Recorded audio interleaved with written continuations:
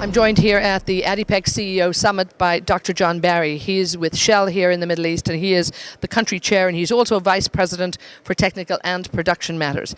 Now, thanks so much for taking the time to join us.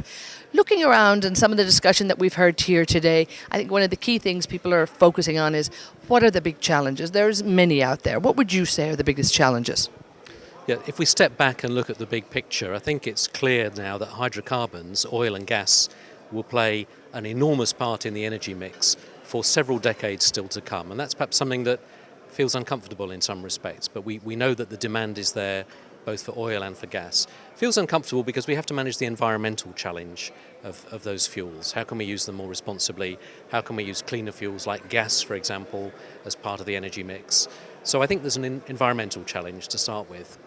With the growing demand, there's also a challenge in getting more and more difficult oil and gas to surface and to market.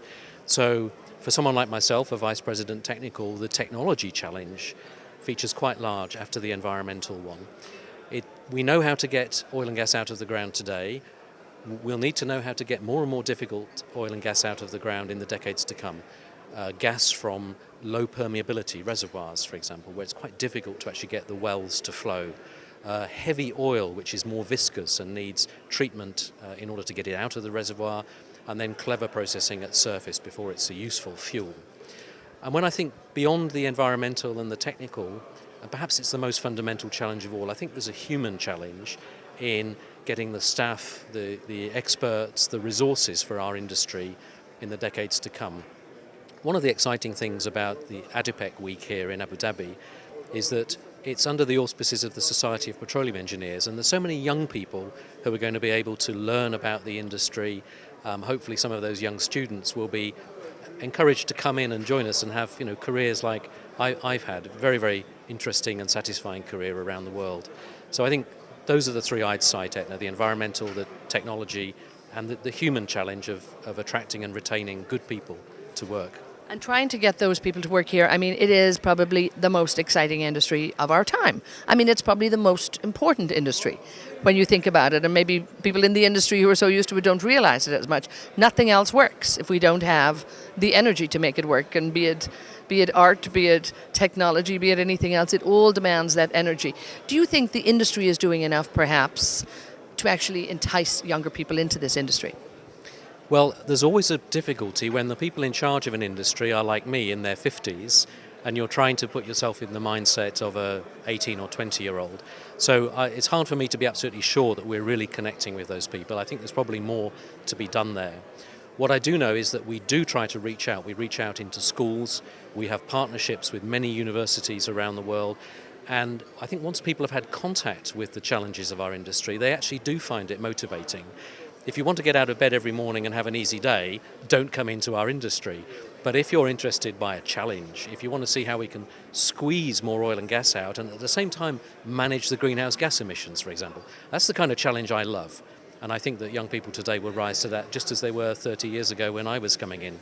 Now, of course, one of those exciting challenges too, and a new technology, is carbon capture and storage. And a lot of work has been done by Shell. Give us a feel for what you've been doing in that. So I have to say that carbon capture and storage, while it holds great promise for putting CO2 back underground, where it came from, if you like, from the fossil fuels underground, it's not yet being applied anywhere around the world on a really large scale. So we're in a phase which I like to call the demonstration phase. We're learning by doing. We've done enough research, small injection scale projects. Shell's been involved in them in the States, in Australia, in Germany even, interestingly. Now we need to start scaling that up and learning more about how to do it cheaply, in a replicable way, and gain the confidence of the people under whose ground perhaps the CO2 is going to be stored for decades to come. So we're in that demonstration phase. Shell's actually involved with Chevron in the largest storage project in the world, in the Gorgon field in Australia. That'll come on stream in about 5 years. And that's a significant scaling up on the storage side. You also have to capture the CO2 before you can store it, and there's a lot of demonstration of capture going on from coal-fired power stations, gas-fired power stations, refineries, gas fields that contain CO2. We're involved in projects to demonstrate the technology for all of those different types of sources, so that in 5 to 10 years' time, the world is ready, and Shell ready to play its part in that, to roll out this technology on the scale that's going to be needed, which is quite daunting actually. It's going to be needed not at millions of tons a year or tens, but billions of tons a year eventually. Now, of course, it's been technology that has really driven this business since you probably started, and you would have observed tremendous shift in that technology. How exciting is the technology now? I mean, compared to where it was maybe even 20 years ago. Must have been a huge shift. And what's capable of actually happening out there and capable of actually getting some of that tougher oil? Well, I guess that our industry has historically had the image of big hardware. It's the enormous drilling rig, the 25,000-ton steel platform going offshore. And while there's a lot of technology in that, it's almost like the old-style car industry. Now we're moving into an era, I think, where there'll be far more spin-offs from the IT advances and from biotechnology into our industry. I'm a physicist by training, and I love it when I see science beginning to be deployed. I was at the SPE research conference last year. I saw a really exciting presentation about the use of bioengineered chemicals in the reservoir. So you can produce chemicals that weren't there before. You can tailor them to the oil and the rock that are down there. There's going to be enormous advances there. And the other area I'd cite is rock imaging. So in the old style industry, you take a piece of rock from a reservoir and you push oil through it and you measure its permeability.